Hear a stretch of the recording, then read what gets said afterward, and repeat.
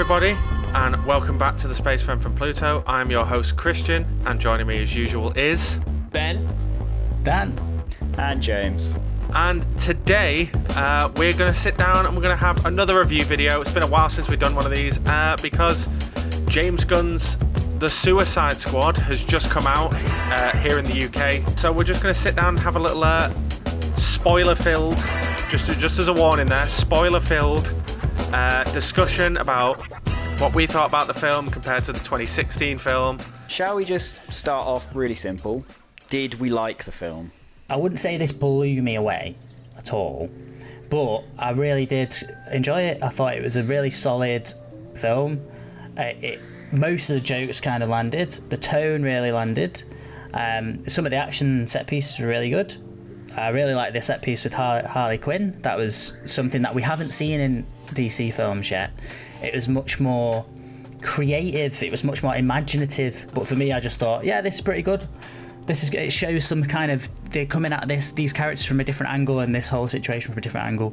I really liked this film. I think it's particularly having watched the 2016 version, Gunn understands these characters and how the Suicide Squad as a unit should work so much better. Going into this film, I knew I was going to compare it to the 2016 one because obviously you're going to. You can't not. You've got to. The 2016 one, it tried to be funny. It wasn't.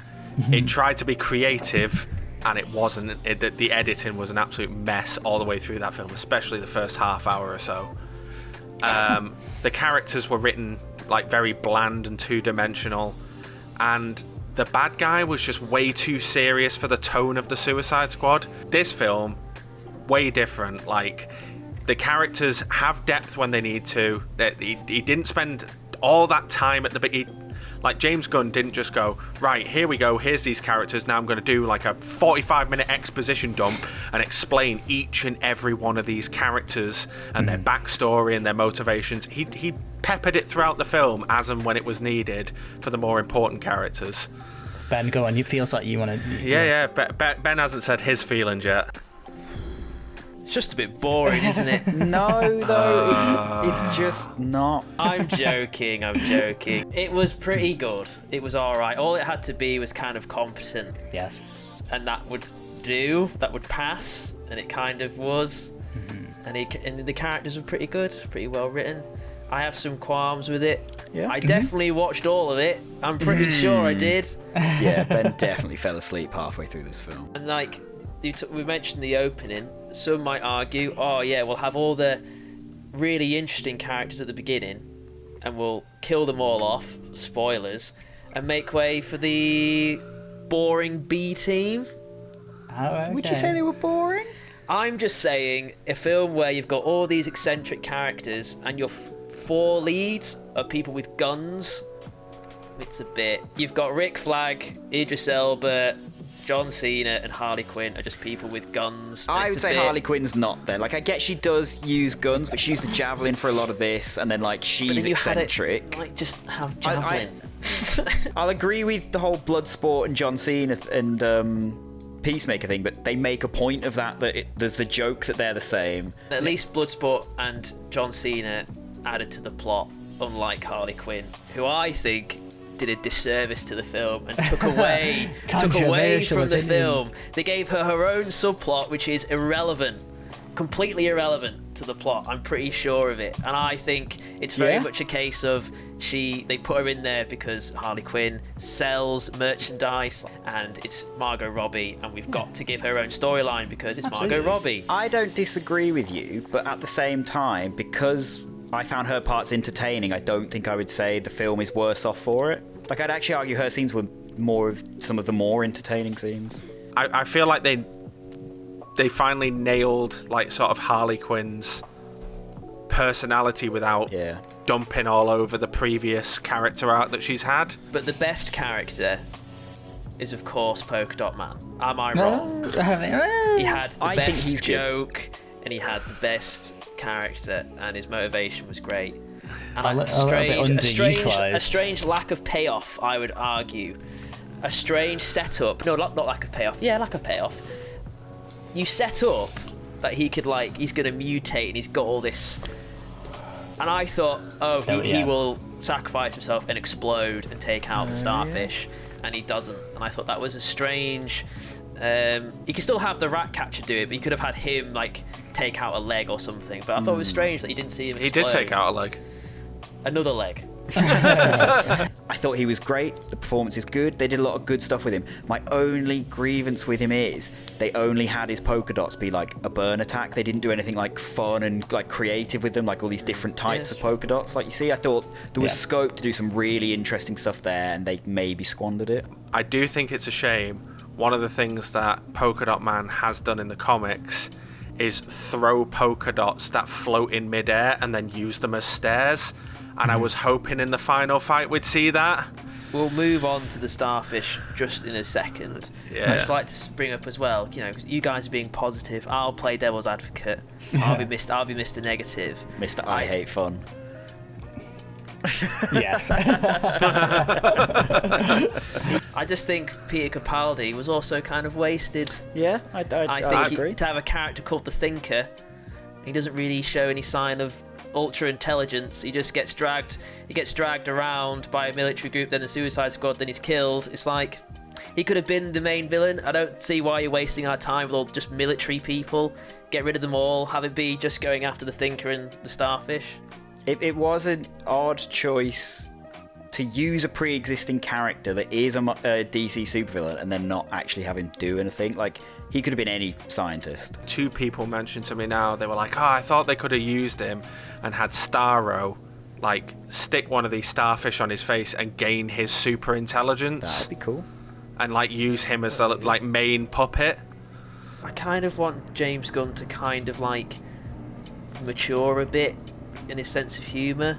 He's very much like a 14-year-old boy where just saying like dick is funny Sometimes, but I think there was some Just kind of, genuinely like, good jokes. There in are this. some genuine good jokes in it, but I think like it's like when he's just like being rude, it's just like quite juvenile. I think. There are at times, yeah. I just think I'm a bit like done with it. I'm like, can you just like get over it? Like, we did this in Guardians, we did this in Guardians 2, and it's all these other movies. Now it's this. It's like it's not that funny. One of the trailers finishes with the final button is Harley Quinn's like, I love rain. It's like God splooging all over us. It's like, that's It's not really funny. out of nowhere, and it's not funny. In particular, that bit actually worried me in the trailer, because the fact they picked that as their like final bit to be like, oh, and one last hook. It's like, is that what this humor's going to be like? But thankfully, it wasn't too. Yeah, but most of the stuff landed with me. One thing I will say I noticed, especially the second time, he does kind of lend from his previous work in character archetypes. Oh, Jesus Christ, all these people are Guardians of the Galaxy. Yeah. Like, from Guardians of the Galaxy. Like, the Shark, King Shark, it's basically a mixture of Drax and Groot, maybe. I would say King Shark is Groot, Peacemaker is Drax, because he's got that very literal thinking, and takes everything very seriously. Ratcatcher 2, in a sort of like daze and innocence and sleepiness, kind of reminded me of Mantis almost. Oh, yeah. Quite yeah, similar. I can see that. And Polka Dot Man and Rocket Raccoon essentially have the same backstory. It's like they're the psychotic loose cannon who were both experimented on and have a brutally sad backstory. But speaking of Peacemaker, though, I think John Cena's really good in this film. Yeah, I think he he does that role really well. I've said this to a few people. It's that they take John Cena and they don't make him do anything more than he can do. Like, they write a character that he can come in and do, and they don't push his acting ability too far. And it works. It works really well. And I like it. For me, the real conclusion of the film kind of stopped for me once Peacemaker was stopped. I was like, after that, I was kind of like checked out, because they then set up the final confrontation of Bloodshot versus Peacemaker really well. He had the fun gag of him going through all the floors, and he survived, and he's like, oh my god. Then suddenly he's on the one-to-one with Peacemaker, and his pseudo daughter's right there. And I like that he inadvertently becomes the villain. There's like 5 villains in this film. That's ridiculous. There's the president, there's the old general, there's the starfish, there's the thinker, and then there's kind of Peacemaker at the end. That's insane. And but I'd argue Amanda Waller. And Amanda Waller. Yeah. So that's mental. Well, everyone's really a villain in this film, aren't they? I suppose. I was going to say, I think the entire thing of the film is that everyone's just on a moral grey ground, and anyone could be the villain. Their final confrontation, and the payoff of the bullet thing, and defeating him. For me, that was the ending of the film. The emotional, the character climax, and then it rattled on. Personally, would have rather them not do Starro. I think at that point it felt too big. Like when it's this huge starfish that's potentially going to end the world, I am then kind of sat there. It's like, why the Justice League not getting involved in this? Yeah, you could have just been like them stopping Peter Capaldi, and then maybe they do in the second half, and it turns into them stopping Peacemaker or whatever. Yeah, I agree. Nice and small. Blah, blah, blah, blah, blah, blah, blah. That's patronising. They utilised it well, I thought, giving the faceless zombie-like creatures. I wish they gave them more of a voice. The bits when they're talking to the Suicide Squad in the basement thing was really good. And and I liked reading the line where he's like, I was happy in space, like what the hell. So I thought that was really good. Yeah, the bit when everyone dies and they get the starfishy things and they get up is effective, but I was like, oh my god, I checked out a while ago. Or nodded off. You decide.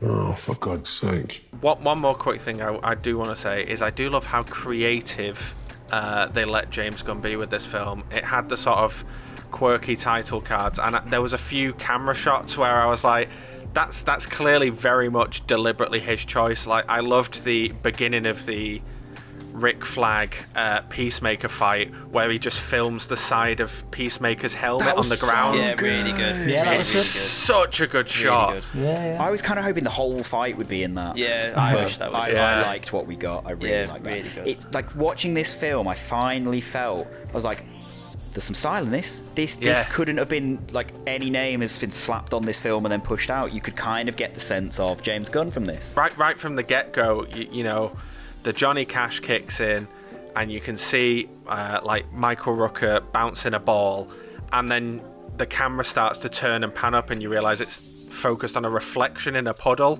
and it spins around to the actual. And I was like, okay, they've let James Gunn put some style into this immediately. New friends. The film is a step in the right direction. It's creatively led. It's written, like, it's writer driven, which is director driven. So that's such a positive, especially in the kind of the superhero corporate kind of world we're kind of living in. It's definitely a positive step in the right direction. Good character stuff. I had some problems with it. Obviously, I was being Mr. Mona today because you were all saying the same positive points that I agreed with. But I recommend it. I think it was good fun. I wouldn't mind watching it again when I was less tired. Yeah, definitely. I think, it could be improved. Who am I to say that, though? But, No, I think it's not a perfect film by any means, but it is a damn good film. Okay. No, I'd agree. I agree with you both, really. I agree with Ben and James. I enjoyed it. Definitely nice to see a bit of creativity. The polka dot man joke about his mum, all that kind of stuff. Very, very, clever. Not really seeing anything like that before in like a superhero film. I appreciated that type of off-kilter, offbeat humour in it, and the action was pretty good. The characters were relatively entertaining. Yeah, I'd recommend this. I didn't think it was incredible. It's not like a 5-star masterpiece, but are any of these films really? Go and see it if you want some daft fun. Go and see Old as well. That's weirder. That's more interesting. I want to see that based on what you guys have. I'd recommend Old over this, even though this is a better film. Yeah, I was a big fan of this. I'd probably call it my favourite DCEU film. Oh, I know that's not a high bar because the rest haven't been perfect, and this one still isn't perfect, but it's a step in the right direction after like Wonder Woman 84 kind of regressed everything that Shazam had done. This is like a step back in the right direction. It's like, okay, let's get back on track. My favorite sort of probably because of Nathan Fillion's acting, but TDK's death, where they're just riddling his arms with bullets, and then you see him in the background, not being shot at all, just going on the beach. He's so good. Yeah, that was very good. That was really good. Honka honka! So thank you for joining us for this review. Definitely go out and watch Suicide Squad. Hopefully you enjoyed this review. We've got other reviews on the channel. We've got podcasts. We've got Timeless or Trash. We've got our newest series, I've Never Seen. So yeah, give us a like. Comment down below if you've seen the Suicide Squad. Do you want to watch it? Hit the subscribe button for more content. And yeah, we'll see you next time.